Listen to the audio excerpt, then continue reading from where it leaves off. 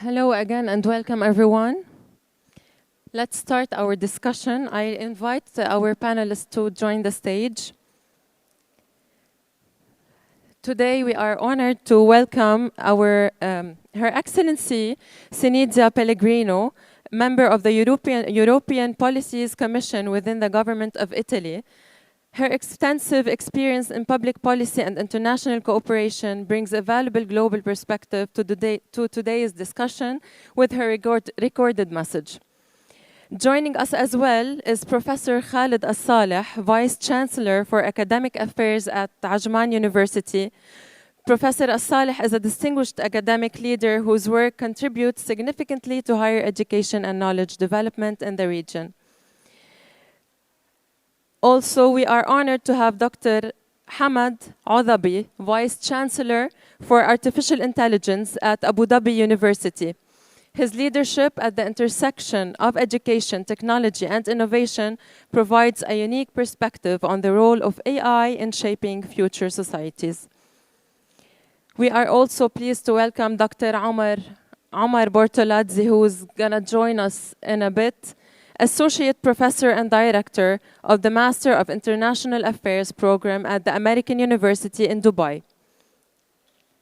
Thank you all for joining us. Dr. Omar Bortolazzi, we will be starting our discussion, waiting for him. We have an exceptional panel with expertise spanning policy, education, international affairs, youth development, and emerging technologies. Together, they offer a rich and multidimensional perspective on how nations can preserve their identity while expanding their influence in an increasingly digital and interconnected world. I will start by asking you, Dr. Hamad, what strategies can ensure that rapid digital transformation strengthens rather than dilutes cultural identity? Thank you, and thank you for the invitation. You're welcome. Sure, you hear me? No, I think now you Yes, hear it's me. working. Now it's working. Thank you for the invitation. It's really a pleasure to be here, and great conference, important topics. I think there is no competing forces here. The innovations and digital and AI and identities can go together. I think they can support each other. They can enforce each other. And any strategy, I think, should start from the human. And educating humans is critical. And for us in the universities, one of the important strategies to help the world to know about UAE and values and identity of UAE is students. We have students from every almost nationality. In Abu Dhabi University, we have 103 different nationalities. And there are students who come from abroad. Those students become ambassadors for us when they see the UAE in practice. The great thing about UAE leadership and they practice what they say. You see it from the president of the country to everyone. They really do what they do. So international students and educating them and immersing them in UAE cultures with thinking of the future. The national identity, in my opinion, it gets developed with the time. Values will stay the same. Honesty and trust and helping people and all those great values, they will not change over time. But when you look at the Arab nations, in the past we had certain identity. When Islam came and other religion shaped that in a different way. Then came a time when we focused on science and technology and we left huge heritage for the futures. And UAE is doing that, is looking at their identity and values and also developing the next one, getting the next generation to be proud of what this generation has done. And this mixing the two, being focused on the past and important that, but also building something for the futures is very important. And being a role model in practice and showing the world how we really look at things, that's another factor that can be looked at in the strategy. Thank you for your contribution. د.خالد الصالح, in your opinion, how do universities and academic institutions contribute to shaping the UAE's cultural and intellectual presence globally? Thank you, Diana, and thanks for the organizers for this invitation. Universities are arguably probably the most durable and scalable soft power instruments. They have communities, large communities of students, faculty, staff members, a lot of influence on the community at large. And this is true, I think all of us know, wherever there is a university, the entire region flourishes. Sometimes universities are started in remote areas, and I think this is a common practice everywhere. And then all of a sudden, you see things growing little by little. The ecosystem becomes somehow complete, where an entire civilization, if you will, around that place, around the university forms. So the global intellectual capacity is very much inherent in the fabric of universities. Like my colleague Dr. Hamad said here, universities, especially in the UAE. By the way, the UAE has the largest number of universities per capita in the world. We have more than 100 universities for about 10 million people. And that is considered the absolute highest. I mean, take any statistics and you will see that we are beyond any other nation in this regard. So these students who are predominantly international, we have about, I would say, about 80% of the 120,000 or so university students are international students. And exactly like Dr. Hamad said, each and every one of them becomes an ambassador for the UAE. These international students in my university, for example, you can see they embrace the UAE culture. They come from, in my case, like 82 nations. Yet you see them participating in all events that are specific to the country, you know, the National Day, the Flag Day, you name it, everything that relates to the UAE heritage. And these students actually become part of the society fabric. When, even if they go outside the UAE to pursue a career, or they stay in the UAE or in the region, you see that with them, they always carry this very important period of their lives, be it in the schooling or at the university level. So this is one aspect of the intellectual capacity and the globalization in that sense. The other thing is that every university aspires to be international, to be global. And I think the UAE has done a wonderful job in this regard. You probably know that we have 6 universities in the UAE in the top 500 in the QS ranking scheme. And by the way, this is probably the largest number of universities in the top 500 world ranking compared to, or in relative sense, to the size of the country. This is an amazing development that only happened in about a couple of decades.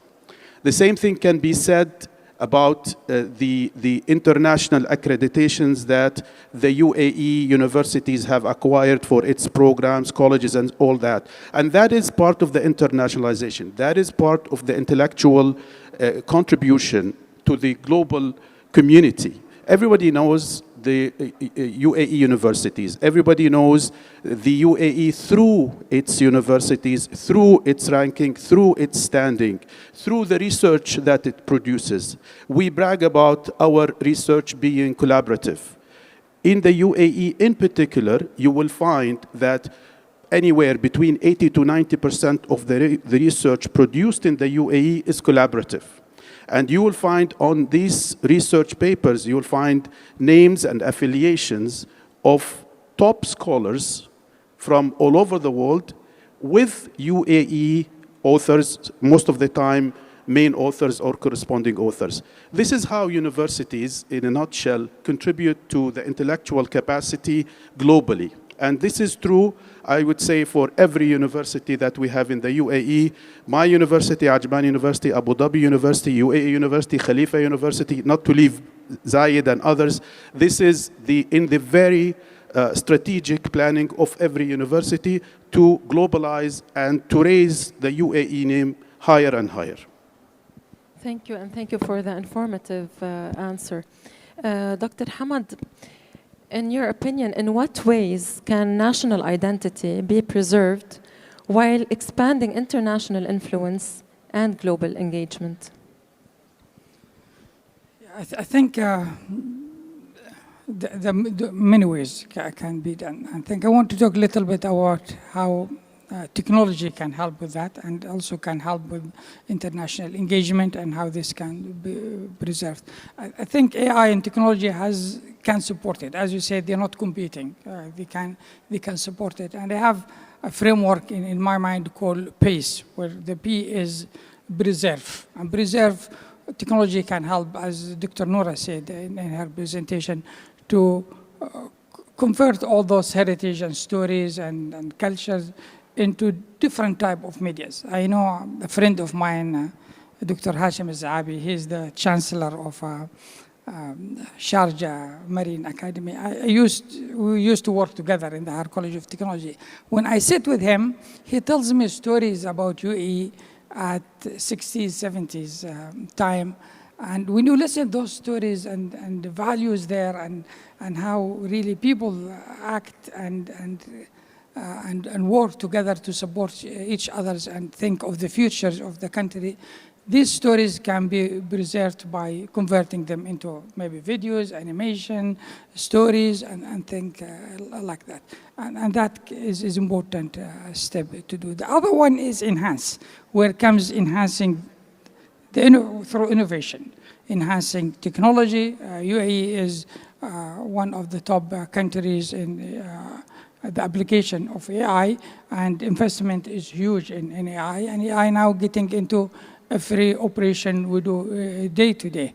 And AI can help bringing dimensions to the culture that used to take lots of investment, lots of time, and lots of things to do. And the other one, cultivate, which comes the education. We need our younger people to know this culture. So it comes through the training, through immersing them into this experience. Yeah? Yeah, exactly. And then the last one is ensuring. You come with the governance. AI and all this technology brings so many challenges to us, and we need to have governance in place. We need to have the ethics embedded into what we do. We need to ensure privacy of the data of our student, our community, our society to be in place. So AI can produce all this great content that can be shared with the whole world, with everyone. And if when we interact with another story, I studied in UK. So when I went in UK, my family was worried that you're going to a society that's different and things like that. But because these values are already our cultures and identity already in me, because I'm adult at that time, when I went to UK, it wasn't a challenge for me, because I can go back to these values easily. So when we more embed those values in our kids and our young people and our graduates, when later they can go anywhere. Those are the solid foundations for our kids, in order for them not to forget about their roots. Exactly. And they can go anywhere, they can work with anyone, they will have no issue, in my opinion. Thank you, Dr. Hamad. I will see if we can go with the recorded message from Her Excellency Dr. Senidzia. Waiting for that, we will go back to, okay, let's listen to Dr. Sinidja. I would like to thank you. First of all, the Emirates. We can't hear Her Excellency if we can fix the sound, please. Important objectives, which remain an example to be followed by others.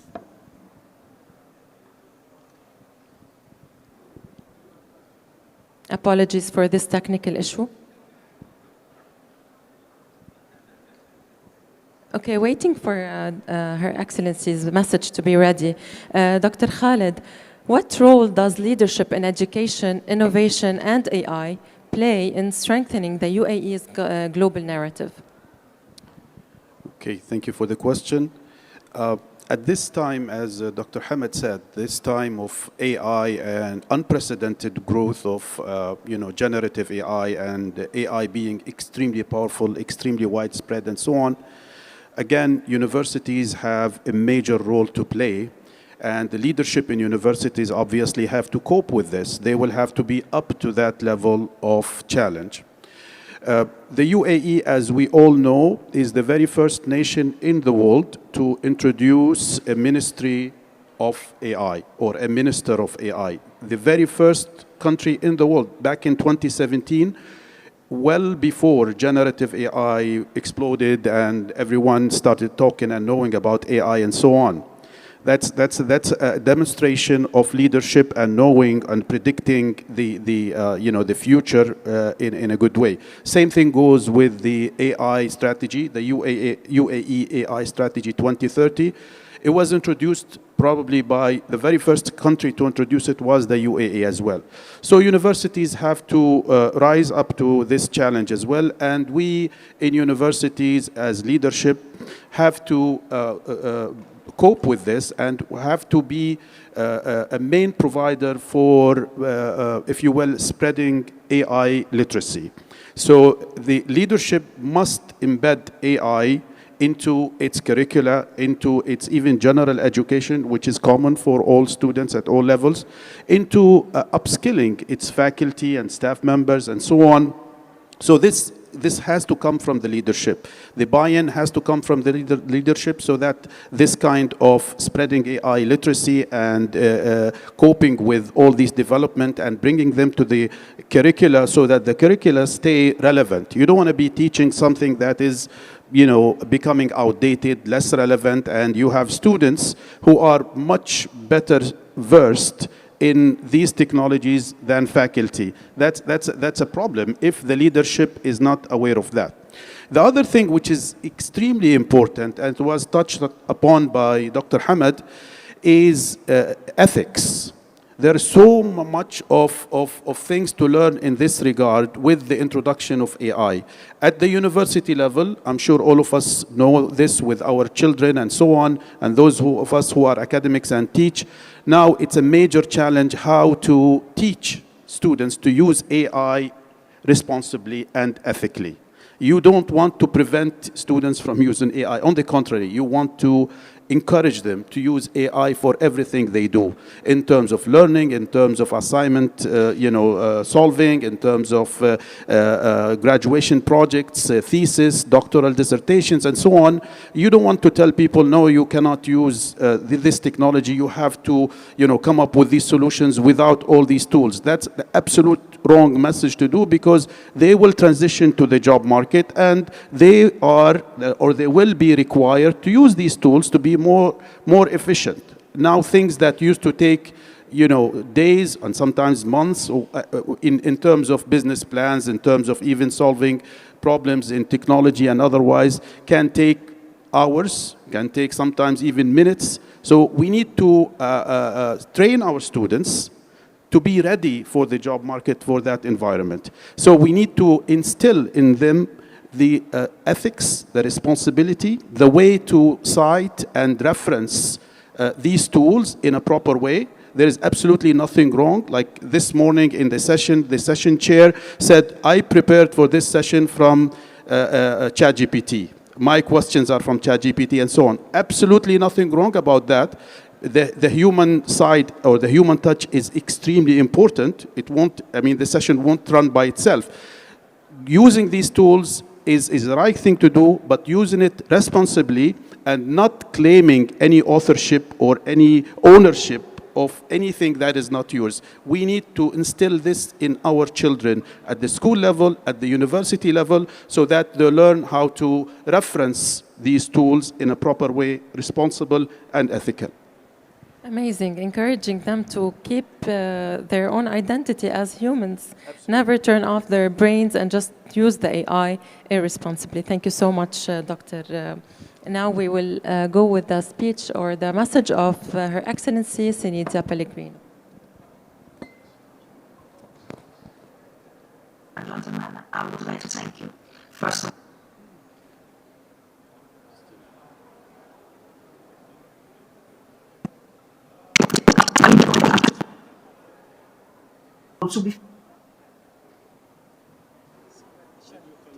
Will it work?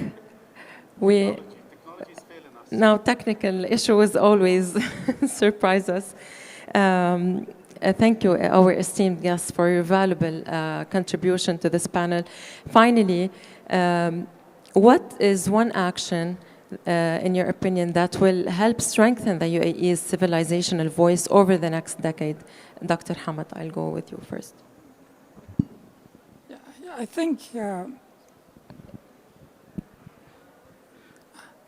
think from the university side is actually the education and the experience. I want to show them in practice, get them to understand the value of preserving their identity and presenting that one to the wider society. So we need to create those activities in the university that prepare them to do that. And I think that's action from university. Thank you so much, Dr. Khalid. I think in this time and age, it's very important to stay aware of what's going on around us. So upskilling, reskilling continuously. This is the time when anyone can be obsolete in a very short time. If you stop learning, if you stop upskilling yourself. So we need to instill this at all levels. At the, as a family, in the schools, in the universities. It is very important to realize that the world has changed tremendously. It's not like before, you get your degree and, maybe occasionally you get some training course here and there or whatever. This is no longer the case. You have to continuously upskill yourself. And we have to, like I said, we have to build this culture with our children from the very beginning, that this mindset has to be there. We are lifelong learners. We are students for the entire, duration of our life, whether this is challenging or not, but it's a fact. There's no way back from all this technological evolution. Thank you so much for your contribution. Thank you, everyone.